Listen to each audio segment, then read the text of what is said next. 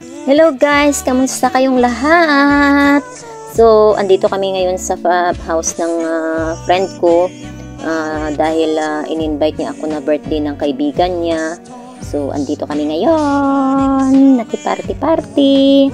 So, habang busy yung beshi ko, saka kami kosmekos ng mga bit-bit ko kanina galing sa labas. So, at saka yung in-order namin na food.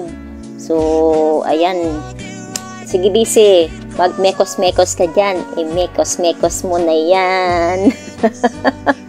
So, busy talaga siya eh. Hindi talaga siya mapaawat sa ano ng kamay niya. Puro turo siya. So, kaya ayan guys, no. Yung dinampot ko yung mga basura kung nilagay kanina sa loob ng paper bag kasi nga actually dumaan pa ako dyan sa labas kanina. Kumain ako kasi nga ang tagal-tagal niya na dumating mag-send ng location. So sabi ko sa kanya na i-ano niya na sa akin yung location para makapunta na ako doon. Biruin ba naman na oras na niya sinend sa akin yung location sa dapat nga puntahan namin. Pero actually guys, so hayaan na natin yun. Finally nakarating din ako sa house ng kaibigan niya. So naki-party-party kami. Tapos alam niyo ba guys na yung cake niya dyan is napakaganda kasi nga gawa sa cake rice, adobo cake rice. So habang nakatayo ako dyan, of course kailangan natin ng selfie, no? Hindi talaga mabubuhay kung walang selfie, diba? O alam naman natin na selfie is life. So habang ako naman inaayos ko yung parang nababa na yata. So nagtawanan kami diyang dalawa kasi nga yung kanyang cake is nasa heart pa. So ayan guys.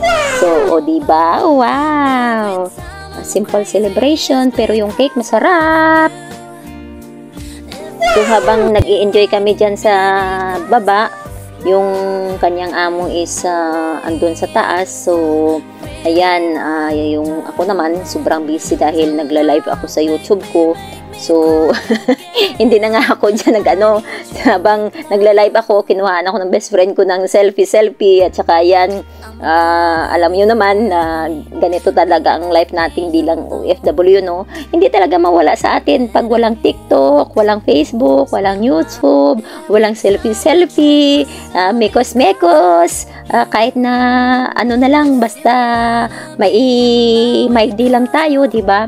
So talagang promise guys, nag-i-enjoy kami dyan kasi nga kahit tatlo lang kami, at least parang totoo yung pakikisama ba namin sa isa't isa, lalo nang yung beshi ko nagpapakyut sa dyan.